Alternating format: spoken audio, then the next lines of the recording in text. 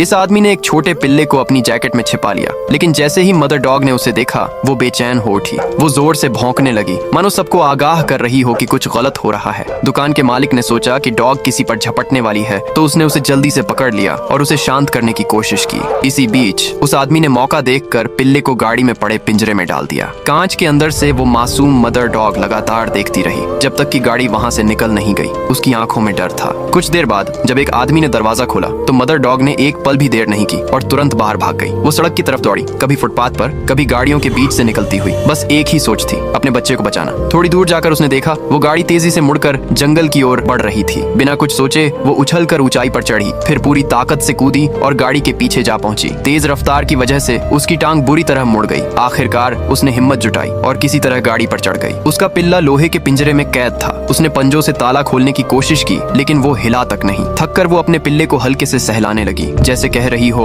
डर मत, मैं यही हूँ। थोड़ी देर बाद गाड़ी एक पुराने घर के सामने रुकी। वो लोग पिल्ले को लेकर अंदर चले गए और मदर डॉग भी चुपचाप उनके पीछे पीछे अंदर घुस गई। घर के भीतर उसने देखा वो लोग खाना पकाने की तैयारी कर रहे थे। उसे तुरंत एहसास हुआ कि कुछ बहुत गलत होने वाला है। वो जोर जोर से भौंकने लगी, पर वो लोग हंसते हुए बोले, अच्छा हुआ तू भी यहाँ पर आ गई, और हंसने लगे। तभी उसकी नजर पास रखी चमचमाती हीरे की अंगूठियों पर पड़ी। बिना झिझक उसने वो सब मुंह में डाल ली। अब वो लुटेरे डर गए। उन्होंने पिल्ला वापस देने की बात कही, मगर मदर डॉग को उनके इरादे पता थे। वो सारे हीरे लेकर वहाँ से भाग निकली। वो लोग उसके पीछे दौड़े, पर थोड़ी देर में लुटेरे उसका पता खो बैठे। रात बीत गई। जब सब थक कर सो गए तो मदर डॉग वापस लौटी, धीरे धीरे कदमों से अंदर गई और बिना कोई आवाज के पिंजरा उठाकर बाहर जंगल तक ले आई। उसकी कई कोशिशों के बाद ताला खुल गया। पिल्ला बाहर आया और अपनी माँ से लिपट गया। फिर दोनों बिना पीछे मुड़े वहाँ से निकल गए, हमेशा के लिए।